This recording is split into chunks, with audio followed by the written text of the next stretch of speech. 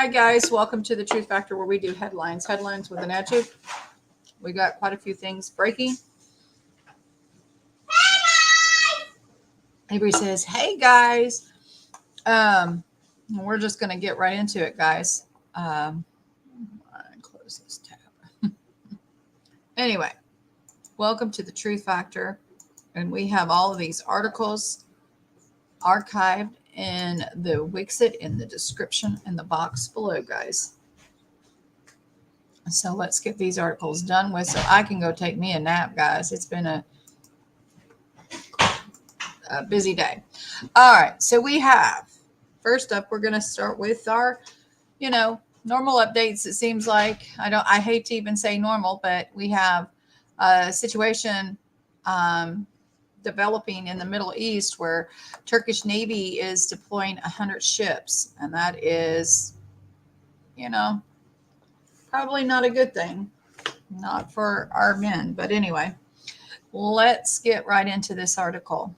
Okay, so we have a flash traffic added. See at 12:27 p.m. Update below. From Friday into Saturday, the United States sent no fewer than 50 military transport planes loaded with troops to the Middle East.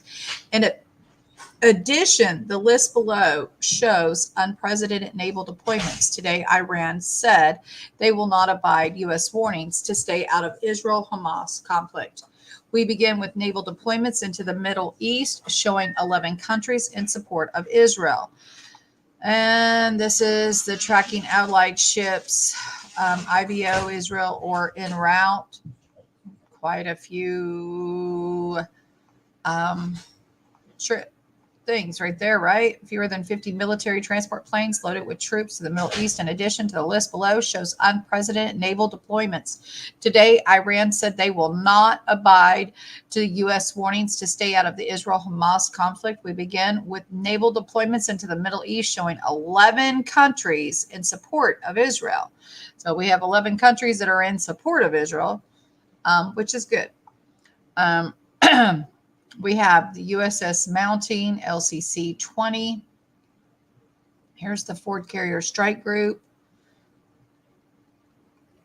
the Ike Carrier Strike Group, the Batten ARG, and I guess these haven't been assigned a USNS ship quite a bit, right? En route, the FGS Baden-Württemberg, which will replace the FGS Erfurt. When this happens, the FGS Erfurt will go to Standing NATO Maritime Group 2. And we have, again, Standing NATO Maritime Group 2. Littoral Response Group South. All of the above, along with submarines and other support ships, show an utterly massive naval deployment. I am told this present deployment is larger than the ones done prior to the U.S. wars against Saddam Hussein in Iraq in 1991 and again later. In addition to all these above vessels, another aircraft carrier and the HMS Queen Elizabeth II transited to the Strait of Gibraltar yesterday morning around 11 a.m. en route to the Eastern Mediterranean.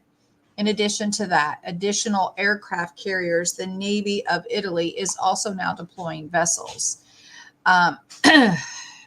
So now we have Italy's also deploying their vessels.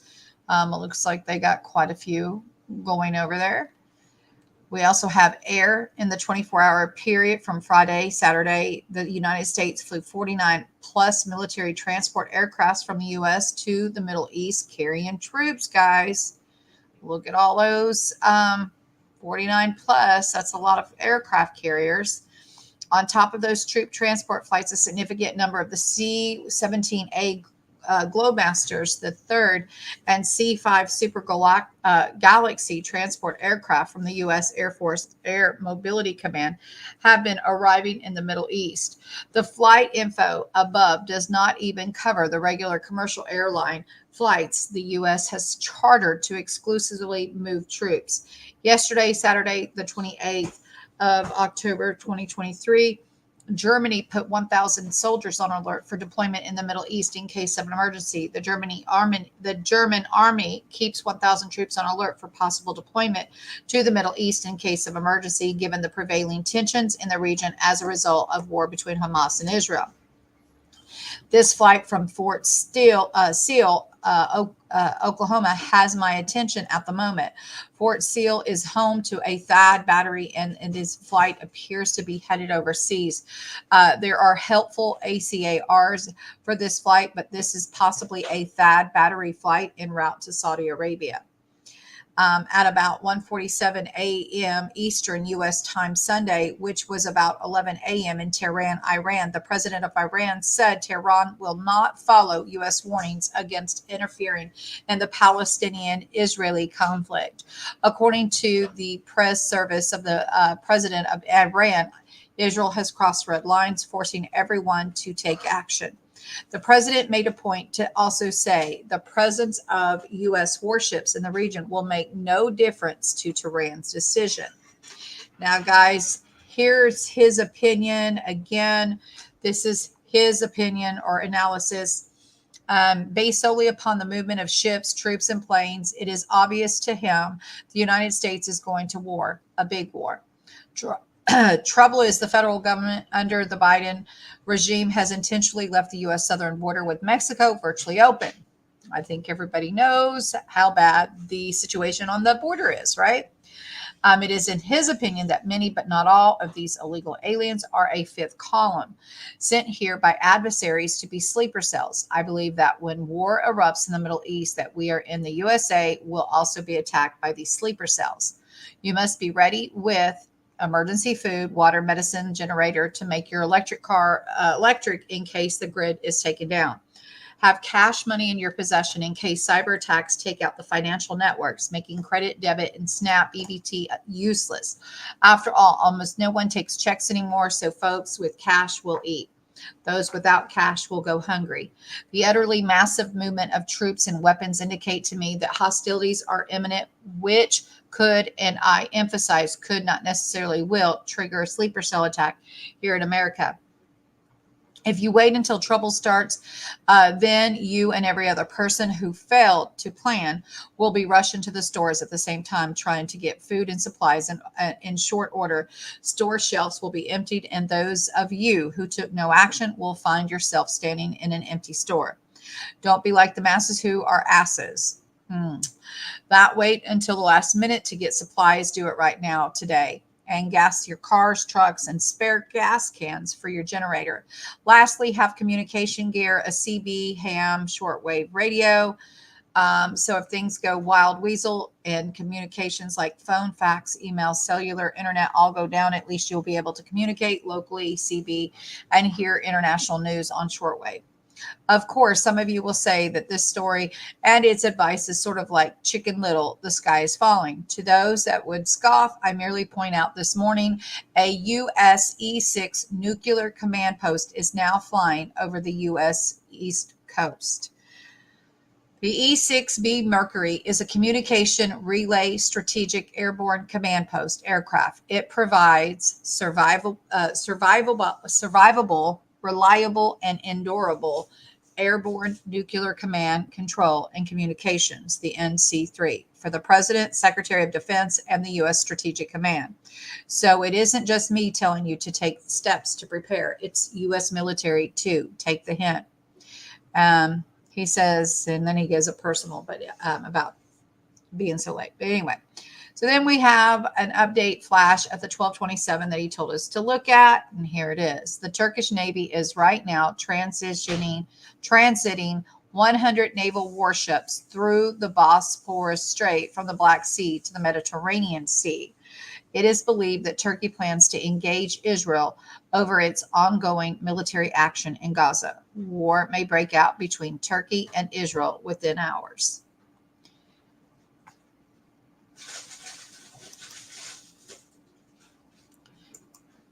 And then we have from the AP, a crowd storms Russian airport to protest flight from Israel. Moscow, hundreds of people on Sunday stormed into a main airport in Russia's Dagestan region and onto the landing field to protest the arrival of an airliner from Tel Aviv, Israel. Russian news agencies and social media reported authorities closed the airport in Makachakla in the capital of predominantly Muslim region, and a police converged on the facility. There were no immediate reports of injuries or arrest. Russian news reports said people in the crowd were shouting anti-Semitic slogans and tried to storm the airliner belonging to the Russian carrier Red Wing. Video on social media showed some in the crowd on the landing field waving Palestinian flag, protesters attempting to overturn a police car, and others checking the passport of passengers who had arrived in Makachakla. Guys, we have protests going on everywhere. Here's this protest here in New York on the Brooklyn Bridge that took place yesterday. With a woman slapping a Palestinian supporter on the Brooklyn Bridge during Saturday's massive march. Just absolutely crazy, guys. The protests that are taking place right now. And then again, just the things that are coming out right now. Hi there, Ryan. You just got off work? Okay, brother. Yep, storming the airports. Crazy stuff, isn't it? Crazy, crazy, crazy. All these things that are taking place is just absolutely over the hill for me, guys. But when you hear of war and all of these other things, you know that they're not going to waste time to start pushing that Walmart backwards, or the talk about the drafts. Everybody's been talking about it, guys. You guys know I had a dream about it. If you guys follow me in Bible, for those that know, I had a dream. I don't know, maybe a year, maybe 2 years ago. I don't know exactly how long it was. I'll have to go back and pull up the video. We might play it later or something. I don't know, but the wider war will bring inevitable attempts at that Walmart backwards in America. So it just is. I'm not going to read this, but this here is in the Wixit, guys. If you want to take a gander at it, it's really just an opinion piece. But again, I think with everybody's mind on everything that is taking place in the Middle East, that, you have to know that here things could get a little crazy too. I hear you, Ryan. I hear you, brother. Then we've got this here. Desperate Gazans raid the UN food warehouse as Norway, France condemn the disproportionate Israeli attacks. So here we have a total breakdown of civic order breaking out. UN Relief Works Agency and Palestinian refugees in Gaza said that thousands of Palestinians have broken into several of its warehouses in the Strip, raiding wheat, flour, and hygiene stores among their basic necessities stored there. So, I mean, just kind of, I don't know what's going on there, guys. Sounds like desperate people do desperate things, right? Down here it says almost half of the thousands people killed are children. So, guys, such a sad, sad, sad tragedy that is taking place. We will continue to pray. We also have... Okay, we got a few other little things to talk about. We had an earthquake strike under San Francisco airport, leaving many on edge. A 3.7 magnitude earthquake hit San Francisco on Friday evening with the epicenter under the city's international airport, the United States Geological Survey said.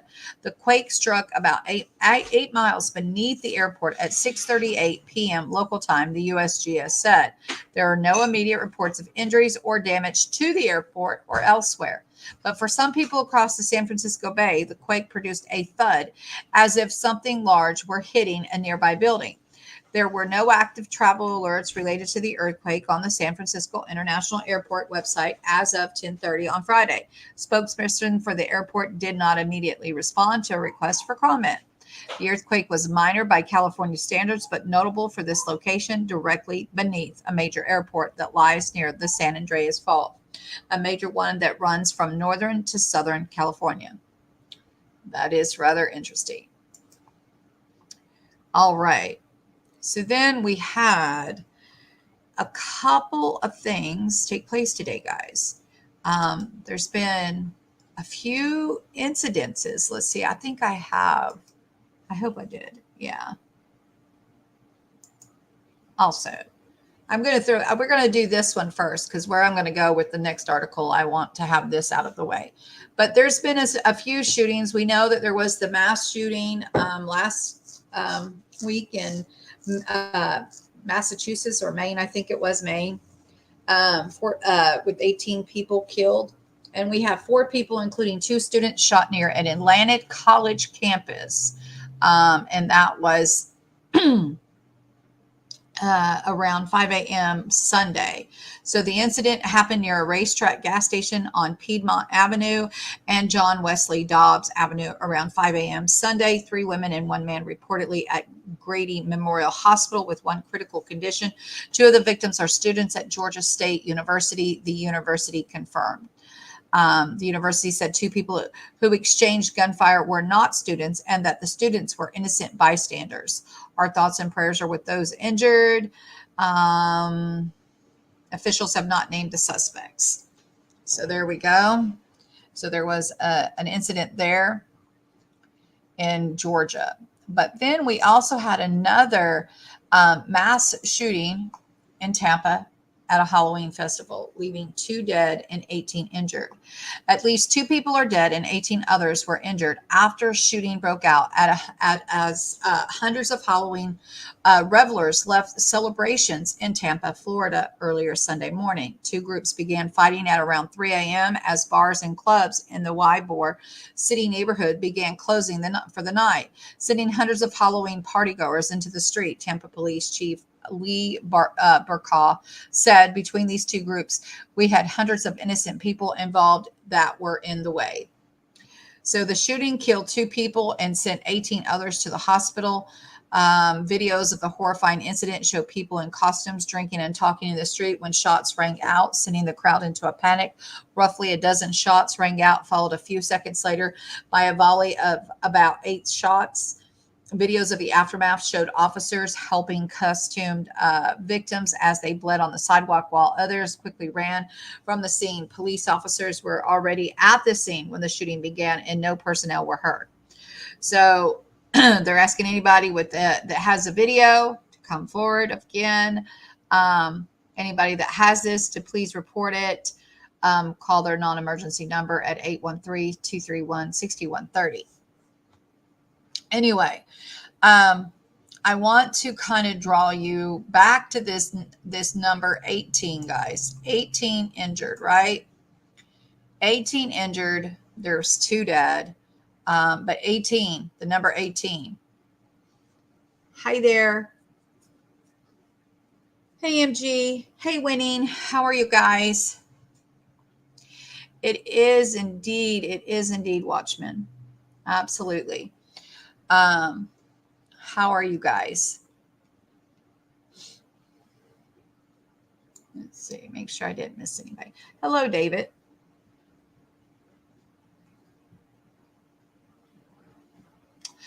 The 100 ships that they're shipping out is a celebration, David. Is that what you're saying?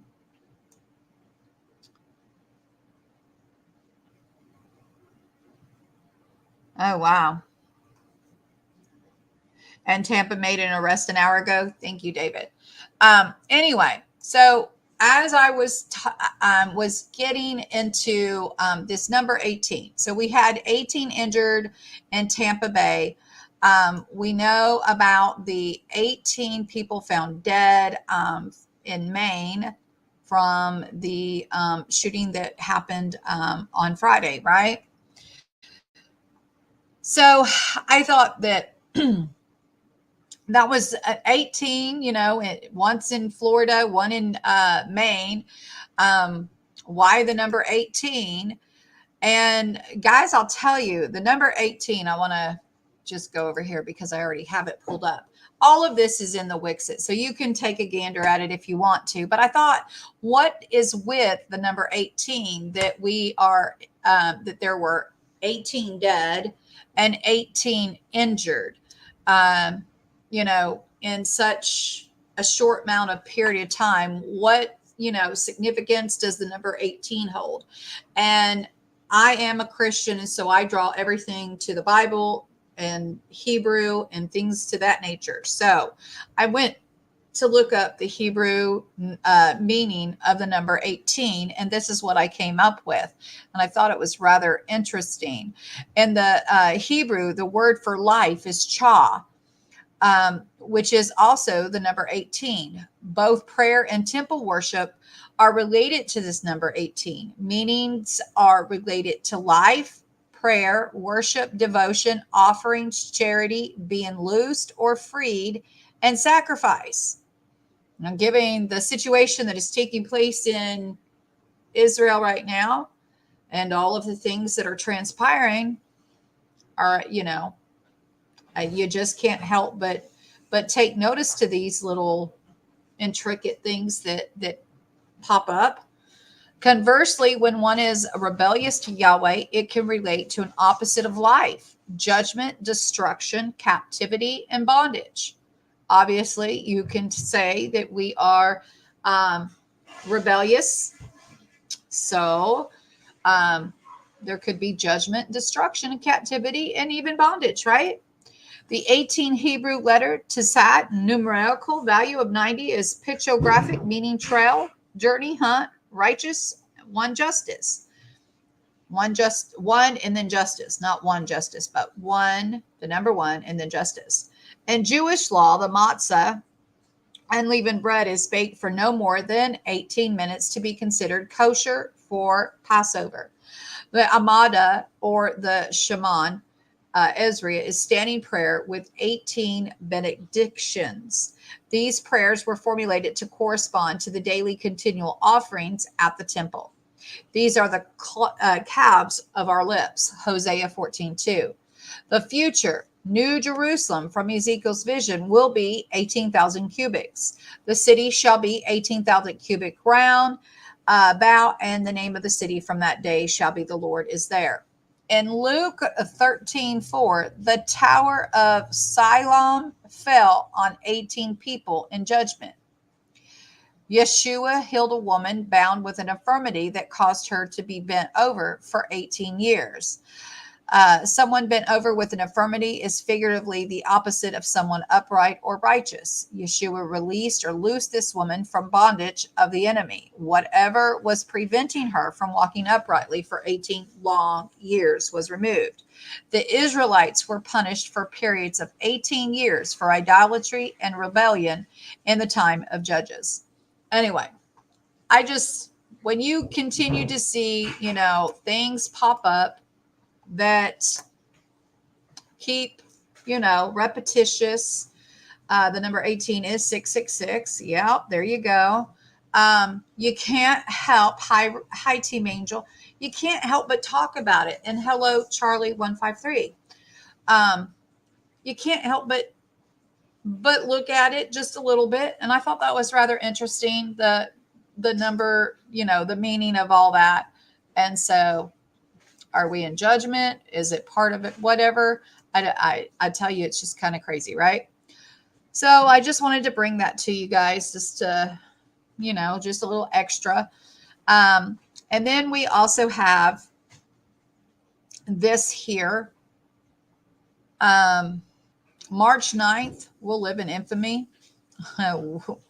Where were you on March 9th, 2022, when Biden signed the death warrant on American freedom? On that day, it was a hush ceremony at the White House with the approval of Congress, the states, for the American people. Biden signed into law Executive Order 14067.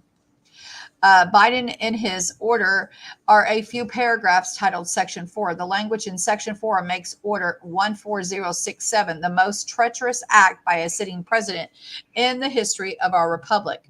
That's because Section 4 sets the stage for legal government surveillance of all U.S. citizens, total control over your bank accounts and purchases, and the ability to silence all dissenting voices for good. In this new war on freedom, they aren't coming for your guns. No, they're thinking much bigger than that. They're coming for your money. And it says it's already started. These efforts are stepping up and taking on nefarious tone that also involves surveillance and loss of freedoms under the guise of central bank digital currencies, the CBDCs, or Biden bucks, as I call them. If you had asked me about this 2 years ago, I would have said the U.S. is taking a rather studious approach to it. It was too important to not be involved in, but the U.S. did not seem to be in any hurry to actually implement it. There were studies, and I would have said my estimate at the time would have been okay. China has it, Europe may, another.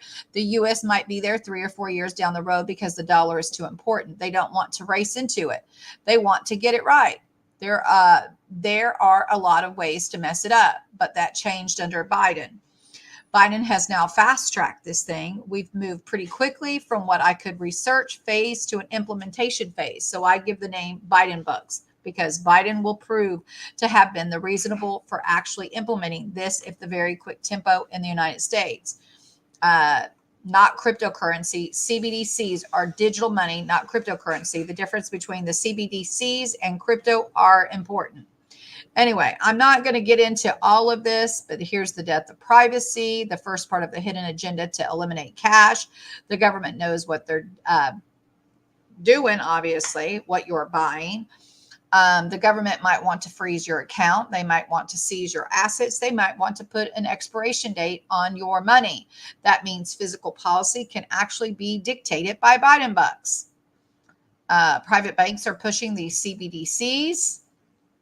Again, the end game for CBDC would closely resemble a George Orwell dystopian 1984, yada, yada, yada. Now, I want to remind everyone, to me, and this is just me, I don't like executive orders. I don't see how they are Constitution. And according to the Constitution, the Congress is still supposed to be in charge of the purse. So I just want to throw that out there for whatever it's worth, if it's worth anything at all these days, because it seems like nobody pays attention to the Constitution these days. So just a little note there. Anyway, okay, so I showed you that before I go on. Oh my goodness, I exited out of the wrong thing, guys. Oh no, I didn't. Here it is. All right. So speaking of that CBDC, this here, there's some kind of special on, I think it's Tuesdays, Thursdays, and Sundays. So tonight at 6 o'clock, there will be another one of these crazy little gadgets. I believe it's Sunday. I could be wrong, but we'll see because I'll check it. But this was what was up there Thursday, okay? It says CBDC, which we were just talking about, right? Lockout. I'll take a medium twist cone. I'm so sorry, but we don't accept cash. Okay, fine. I will beam it to you. I'm sorry, sir, but your purchase is coming up declined on your side. That's impossible. I've got plenty of money in my account. I'm sure, but I see a special code 186. Oops, there must be some mistake. No, sir, it means that you're not allowed to buy anything of sustainable or satisfying nature. Shucks, I guess that means no more crypto loading or silver stacking. So, guys, take it for whatever it's worth. But, you know, I think they tell you what they're going to do before they do it. They've been throwing this out there. All these little intricate things on the U.S. debt clock of all places. But it is just a little strange in my opinion. Just wanted to share that. Anyway. So just checking back in over here.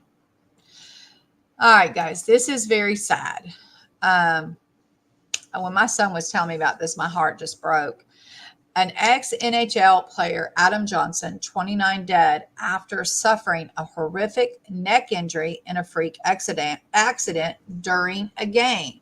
Johnson played 13 games for the Pittsburgh Penguins.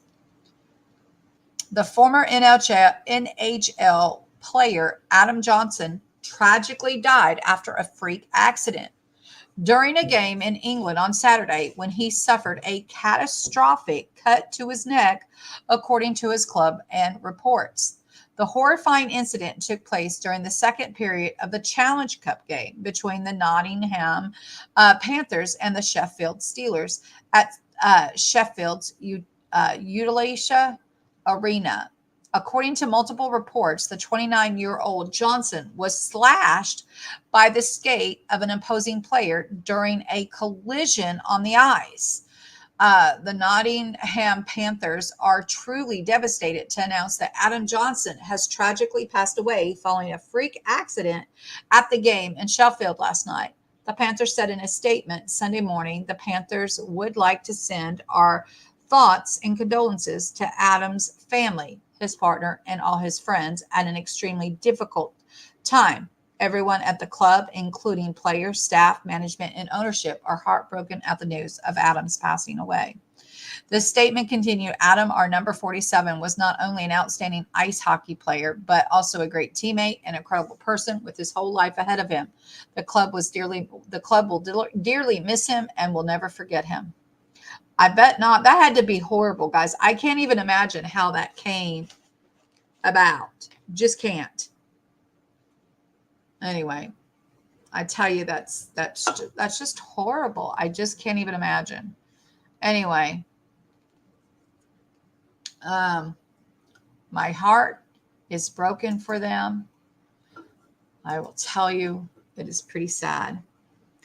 And yesterday was a bad day for so many people. We had Matthew Perry, cardiac arrest. We had, I think his name was Maul. He played on Night Court as Bull, the bailiff, I think. He passed away too. And then that freak accident, really crazy. Anyway, guys, that is what I have for you this Sunday. Kind of just crazy day, guys. But I wanted to get that information out to you guys as quickly as possible, knowing all this stuff is taking place in over there in the Middle East. And I don't know that Turkey is having a parade, but, that's a heck of a parade for 100 ships,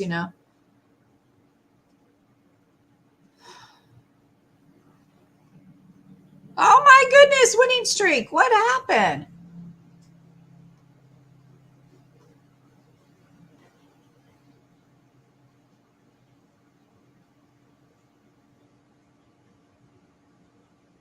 Oh my goodness.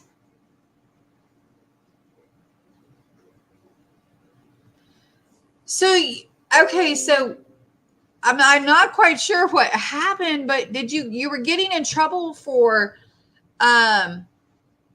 did you get in trouble because you told the kids they could camp in the yard? That's crazy. That's absolutely crazy. And then the cops telling you can't parent your kids. I'll tell you, that's quite different from the information that I got. My niece was being ruly when we were in Beaumont, Texas, and the cops basically told us from the waist down, Mama could do whatever she wanted with the butt. And so I guess, I don't know where you're at, but that's horrible. You can't camp in your own yard. She made her kids sleep outside. Oh, no.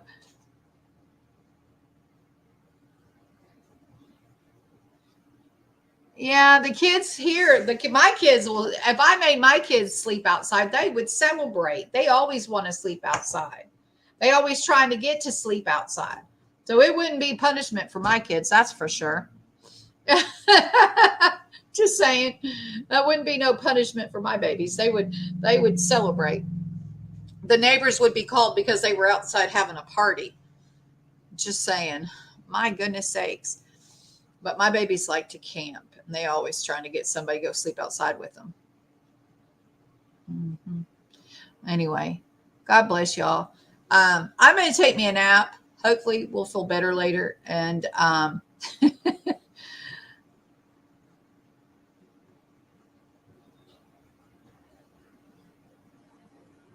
and they were on the trampoline. Yeah, I know. And my kids would love to sleep on the trampoline. They always want to sleep on the trampoline.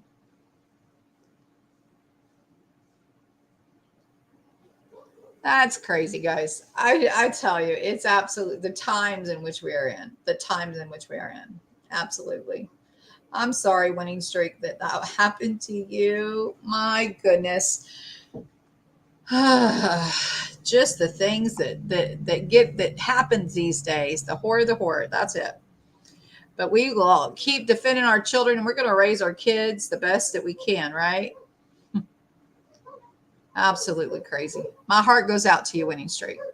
Anyway, I'm going to take me a nap. If I feel better when I wake up, we will have Bible of some sort tonight. If nothing else, we'll have prayer because we definitely need prayer. It just seems like so much is taking place. Anyway, if you don't see me tonight, it's because I couldn't wake back up or whatever, but I'm getting some rest. Anyway, I hope to be back tomorrow for sure. But guys, be careful. Do what you can. I know our internet's gone out a couple of times, so I don't know what's up. But anyway, and it's been slow, so I figure. Anyway, I love y'all. Have a wonderful, blessed day. God bless.